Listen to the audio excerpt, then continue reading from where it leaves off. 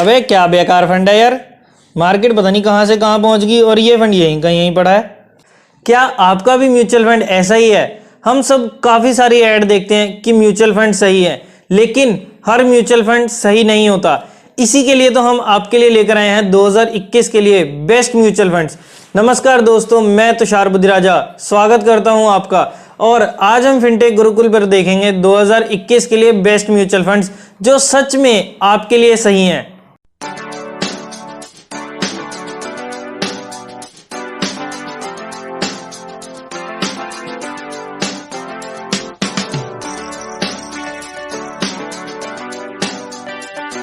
ये सारे फंड्स अलग अलग कैटेगरीज में डिवाइडेड हैं, जैसे ELSS यानी कि टैक्स सेविंग फंड्स हो गया, और इसके अलावा large cap fund, mid cap fund, multi cap fund या स्मॉल कैप फंड।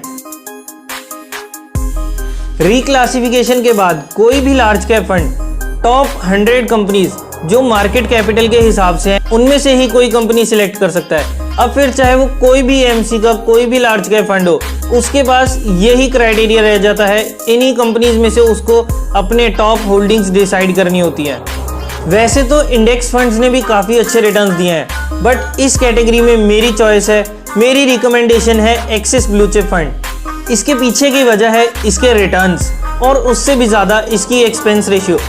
हालांकि इंडेक्स फंड से कंपेयर करें तो इंडेक्स फंड्स भी टॉप 30 कंपनीज जैसे सेंसेक्स प्लान हो गया, या टॉप 50 कंपनीज जिसमें निफ्टी के टॉप 50 कंपनीज में इन्वेस्टमेंट होती है, निफ्टी प्लान हो गया, उसमें लगाते हैं और उनकी एक्सपेंस रेशियो काफ़ी कम होती है। उसके मुकाबले इसकी एक्सपेंस रेशियो थोड़ी सी ज़्यादा है, बट इसके जो रिटर्न्स हैं इसकी एक्सपेंस रेशियो को आराम से कवर कर लेते हैं। रिटर्न्स पर नज़र मारें तो 2 सालों में अराउंड 19%, 3 साल में 16% और 5 सालों में भी 16.5% के अराउंड है, और ऑल टाइम में भी देखें तो भी 16% से ज़्यादा का ही रिटर्न मिला है। और अपनी कैटेगरी में तो ये नंबर 1 रैंक का म्यूचुअल फंड है। तो ये था हमारे लिए इस साल का लार्ज कैप रिकमेंडेशन। जो भी मैं आपको इस लिस्ट में नाम बताऊंगा वो सारे डायरेक्ट फंड्स हैं, और डायरेक्ट फंड का ये फ़ायदा होता है कि हम इसमें 1 से 1.5% तक का रिटर्न ज़्यादा कमा सकते हैं। और ऐसा इसलिए क्योंकि इसमें ब्रोकर नहीं होता, तो जो रिटर्न्स होता है हमारी एक्सपेंस रेशियो कम हो जाती है और सारे रिटर्न्स का फ़ायदा हमें ही मिलता है। नेक्स्ट कैटेगरी की बात करें तो वो है मल्टी कैप फंड्स। और सेबी के नए रूल से पहले फंड मैनेजर के पास काफ़ी सारा फ्रीडम होता था कि वो जिस सेक्टर में चाहे, जिस स्टॉक में चाहे उसमें इन्वेस्ट कर सकता था। जो सेक्टर उसको अट्रैक्टिव लगता था, चाहे वो मिड कैप हो, लार्ज कैप हो, जो भी अट्रैक्टिव लगता था वो उसमें अपनी इन्वेस्टमेंट को बढ़ा सकता था, या कम अट्रैक्टिव लगता था तो उसमें घटा सकता था। बट नए रूल्स के आने के बाद उसकी फ्रीडम काफ़ी कम हो गई है। अब उसे अपने फंड्स को ऐसे एलोकेट करना होगा कि जो 100 रुपये हैं उसमें से 25 रुपये उसको लार्ज कैप में, 25 रुपये मिड कैप में और 25 रुपये स्मॉल कैप में लगाने ही पड़ेंगे, और बाकी के 25 रुपये का वो किसी भी सेक्टर में चाहे उसमें लगा सकता है। तो उसकी जो पहले पूरे 100 रुपये की फ्रीडम थी, अब वो केवल 25 रुपये की रह गई है। इस कैटेगरी में हमारी रिकमेंडेशन है पराग पारिक का लॉन्ग टर्म इक्विटी फंड। इसको सिलेक्ट करने के पीछे मेन रीज़न है इसके पास कुछ ही फंड्स हैं, और अगर कोई दिक्कत आती है तो इसके पास काफ़ी सारी कैटेगरीज खाली पड़ी है। मल्टी कैप वाली जो रिस्ट्रिक्शंस हैं उनको रिकैटेगराइज करके किसी और फंड में, जैसे large cap and mid cap fund में डाल सकता है, तो उससे ये मल्टी कैप वाली रिस्ट्रिक्शंस हट जाएंगी। मल्टी कैप वाली रिस्ट्रिक्शंस हटाकर वो जैसे चाहे अपने फंड को फिर से मैनेज कर सकता है और इसी तरह से अच्छे रिटर्न्स अपने इन्वेस्टर्स को दे सकता है। नेक्स्ट कैटेगरी पर आएं उससे पहले अगर आपको ये वीडियो अच्छी लग रही है तो लाइक करते जाइए। आपका एक एक लाइक हमें मोटिवेट करता है आपके लिए और ढेर सारी नॉलेजेबल वीडियोस लाने के लिए। अगर आप जानना चाहते हैं टॉप 4 शेयर्स जो फंडामेंटली स्ट्रांग हो और केवल 500-700 की रेंज में, तो इस वीडियो को ज़रूर देखें। एक एक कंपनी काफ़ी सोच समझकर और काफ़ी अच्छे फंडामेंटल्स के साथ सिलेक्ट की गई है आप लोगों के लिए, ताकि आपको फ्यूचर में अच्छे से अच्छे रिटर्न्स मिले। So after this video watch this video. Next category है हमारी मिड कैप फंड्स की, और इन मिड कैप फंड्स में उन लोगों को इन्वेस्ट करना चाहिए जो थोड़ा ज़्यादा रिस्क ले सकते हैं, या फिर कहें जिनकी एज 50 के अराउंड है, और 50 से ज़्यादा भी ले सकते हैं, बट वो अपने रिस्क एपेटाइट को देखकर। बस आपको ये ध्यान रखना होगा कि इसमें रिस्क थोड़ा ज़्यादा है, और जैसे जैसे एज बढ़ती जाती है हमें अपनी कैपिटल को प्रोटेक्ट करना ज़्यादा इंपॉर्टेंट हो जाता है। सो आप इसे इस तरीके से देख सकते हैं कि जितनी ज़्यादा एज होती जाए उतनी कम प्रोपोर्शन होनी चाहिए मिड कैप और स्मॉल कैप के सेक्टर्स में। मिड कैप कैटेगरी में हम केवल 101 कंपनी से लेकर 250वीं कंपनी तक जो मार्केट कैपिटल के हिसाब से हैं केवल उनमें इन्वेस्ट कर सकते हैं। इसलिए ये कैटेगरी फिर भी बेटर है as compare to small cap funds. और इस कैटेगरी में हमारी रिकमेंडेशन है मिराए एसेट का इमर्जिंग ब्लू चिप फंड। बहुत अच्छे रिटर्न्स और कंसिस्टेंट परफॉर्मेंस इसको चूज करने का मेन रीज़न है। और इसी के साथ इसको चूज करने का ये भी एक रीजन है कि ये एक लार्ज कैप और मिड कैप फंड की कैटेगरी में आता है। सो इसके पास 1 से लेकर 250वीं कंपनी तक का पूरा क्राइटेरिया रहता है। और अगर हम केवल मिड कैप सेक्शन की बात करें तो इसमें हमारी रिकमेंडेशन होगी एक्सिस का मिड कैप फंड। इसके भी रिटर्न्स काफ़ी ज़्यादा अच्छे हैं। अगर आप थोड़ा ज़्यादा रिस्क ले सकते हैं तो मिराए एसेट को छोड़कर आप एक्सिस के मिड कैप फंड में लगा सकते हैं। इसमें आपको रिटर्न्स थोड़े ज़्यादा मिलेंगे, बट वही जहाँ रिटर्न ज़्यादा होंगे वहाँ रिस्क भी हमारा थोड़ा ज़्यादा ही होगा।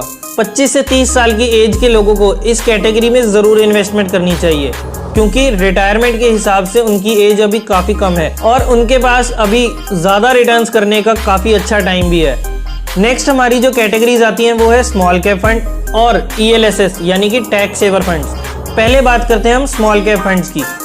इस कैटेगरी में मैं आपको 2 फंड्स रिकमेंड करूंगा। पहला फंड है हमारा एक्सिस का small cap fund direct growth. इस फंड को सिलेक्ट करने के पीछे बहुत बड़ा रीज़न है इसकी एक्सपेंस रेशियो। काफ़ी अच्छे रिटर्न्स और काफ़ी कम एक्सपेंस रेशियो, जिसमें इसके पूरे रिटर्न्स का फ़ायदा इन्वेस्टर्स को मिलता है। इसी के साथ ये थ्रू आउट एक कंसिस्टेंट परफॉर्मर भी रहा है। और सेकेंड फंड है हमारा SBI small cap direct fund growth. SBI small cap fund को सिलेक्ट करने के पीछे मेन रीज़न है इसके अमेजिंग रिटर्न्स। हालांकि थोड़ा वॉलेटाइल है, जैसे 1 साल में इसने 34% का रिटर्न दिया, वहीं 2 सालों में केवल 6% का रिटर्न ही है। लेकिन इसके अमेजिंग परफॉर्मेंसेस और 5 साल और ऑल टाइम में देखें तो काफ़ी बढ़िया ओवरऑल रिटर्न निकल कर आता है। एक्सिस के स्मॉल कैप फंड के मुकाबले इसकी एक्सपेंस रेशियो ट्रिपल है, जो 1% के अराउंड है। लेकिन अगर रिटर्न्स अच्छे हों तो 1% का जो एक्सपेंस रेशियो का चार्ज है वो आराम से ईजिली कवर हो जाता है। ऊपर से एक्सिस की AUM भी SBI के मुकाबले काफ़ी कम है, यानी कि इसमें ग्रोथ अपॉर्चुनिटीज़ ज़्यादा हैं। जिसमें चाहे इन्वेस्ट करें, बस AUM को भी मॉनिटर करते रहें। 8-10 हज़ार करोड़ से ज़्यादा की AUM फंड के लिए रिस्की हो सकती है। स्मॉल कैप फंड्स काफ़ी ज़्यादा रिस्की फंड्स होते हैं। सो इसमें पहले अपनी कैपिटल को प्रोटेक्ट करें और अपने पूरे पोर्टफोलियो में से केवल 10 से 15% ही स्मॉल कैप फंड्स में इन्वेस्ट करें, ताकि आपकी कैपिटल तो सेव रहे ही, साथ ही में कुछ एक्स्ट्रा रिटर्न्स भी आप कमा सकते हैं स्मॉल कैप्स में इन्वेस्ट करके। किसी भी फंड के रिगार्डिंग कोई भी कंफ्यूजन या कोई भी क्वेश्चन हो तो बिना झिझक के नीचे कमेंट्स में आप अपने क्वेश्चंस पूछ सकते हैं, या फिर किसी भी फंड के बारे में जानना चाहते हो तो अपनी फंड के रिगार्डिंग क्वेरीज नीचे कमेंट्स में भी पूछ सकते हैं। मैं आपकी सारी क्वेरीज सॉल्व करने की पूरी कोशिश करूंगा। अगली कैटेगरी है हमारी ELSS यानी कि टैक्स सेवर फंड, और इस फंड में हमारी रिकमेंडेशन है मिराए एसेट का tax saver fund. Tax saving funds में लॉक इन पीरियड होता है 3 साल का, यानी कि 3 साल से पहले आप अपना पैसा विड्रॉ नहीं कर सकते। अब इस फंड को क्यों चुना? अगेन बहुत सारे रीजंस हैं। बहुत कम एक्सपेंस रेशियो, केवल 0.3% की।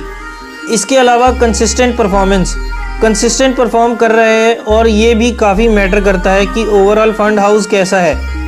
10 में से 1-2 फंड्स तो हर फंड हाउस के रिटर्न अच्छे दे ही जाते हैं, बट हर कैटेगरी में अच्छा परफॉर्म करने से फंड हाउस पर भी हमें कॉन्फिडेंस आता है।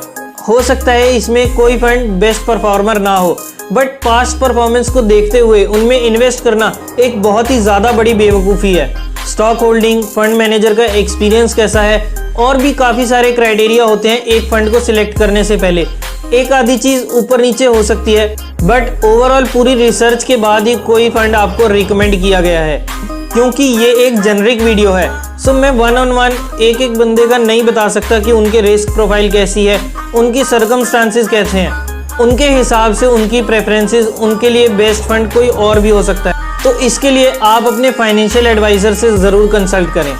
उम्मीद करता हूँ आपको आज की वीडियो पसंद आई होगी और कुछ अच्छे म्यूचुअल फंड्स के बारे में नॉलेज और इन्फॉर्मेशन मिली होगी।